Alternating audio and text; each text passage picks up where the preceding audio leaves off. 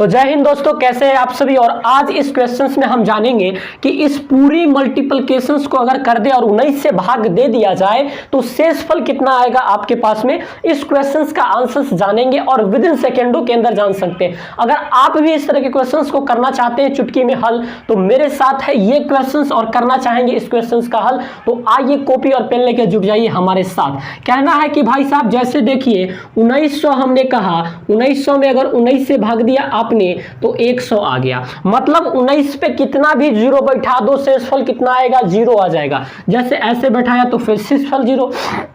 उसी तरह से अगर मैं यहाँ इंडिविजुअली नंबर में देना चाहूँ तो 1958 और बट्टा में आ गया कितना 19, गुने 1961 बट्टा में कितना आ गया 19, गुने 1900 कितना 54 और बट्टा में कितना आ गया 19, गुने 191 और बट्टा में कितना आ गया 19। एक बात बताओ, 1958 में हम 19 से भाग देंगे तो एक बात तो पक्का है कि 1900 पूरा का पूरा कट जाएगा, बचेगा कितना 58। अगर इसको आप ऐसे लिखना चाहें तो ऐसे भी लिख सकते हैं 19 से तो ये पूरा कट जाएगा, ये जीरो आएगा, इसका कुछ ना कुछ शेषफल बचेगा। गुने 1900 प्लस में 61 और बट्टे का 19 ऐसे भी तो लिख सकते हैं। 1900 प्लस में 54 और बट्टे का 19 ऐसे भी तो लिख सकते हैं सर। गुने 190 प्लस 1 बट्टा का 19 ऐसे भी तो लिख सकते हैं सर। बिल्कुल लिख सकते हैं मेरे यार, लेकिन सुनो, इसमें इससे भाग देंगे जीरो शेषफल। 58 में 19 से भाग देंगे तो कितना 19 तिया 57 बचा कितना 1, तो यहाँ जीरो शेषफल और प्लस में 1 तो ऑलरेडी शेषफल कितना 1।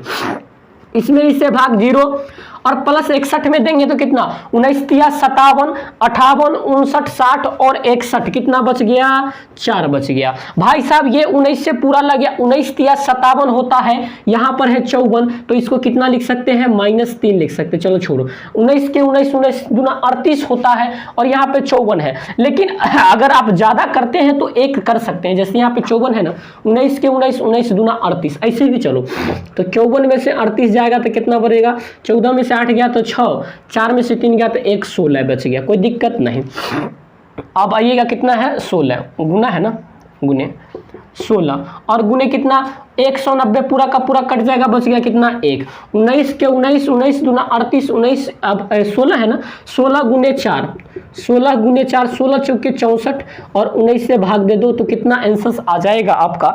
जो शेषफल आने वाला है 19 तिया 57, 58, 59, 60, 61, 62, 63, 64, यानी बच गया कितना 7 और यही आपका शेषफल कहलाएगा। तो इस तरह के क्वेश्चंस को जब भी आप कर रहे हैं तो ये बात का ध्यान रखिए। अब यहाँ पे मैं आपको एक चीज और बताना चाहूंगा कि जैसे यहाँ पर था कितना 19, तो यहाँ पे 54 था ना, तो यहाँ पर -3 भी आप लिख सकते थे।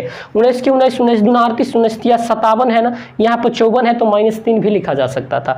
अब यहाँ पर मैंने 7 आंसर्स ला दिया। ये जटिल सी क्वेश्चंस था, 19 से डिवाइड करना था। और अगर आपको इस तरह का क्वेश्चंस आता है तो आप उसको इंडिविजुअली 100 में ले जाने की कोशिश करें, फिर वो जो रेस्ट नंबर बच रहा है उससे इसमें भाग देने का कोशिश करें और लास्टली आपका जो शेषफल आ जाएगा बहुत छोटा सा नंबर आ जाएगा। तो मिलते हैं फिर नई वीडियोज के साथ, नई उमंगों के साथ। तब तक के लिए आप सभी को ढेर सारी शुभकामनाएं। भगवान आपको स्वस्थ रखे। Thank you very much.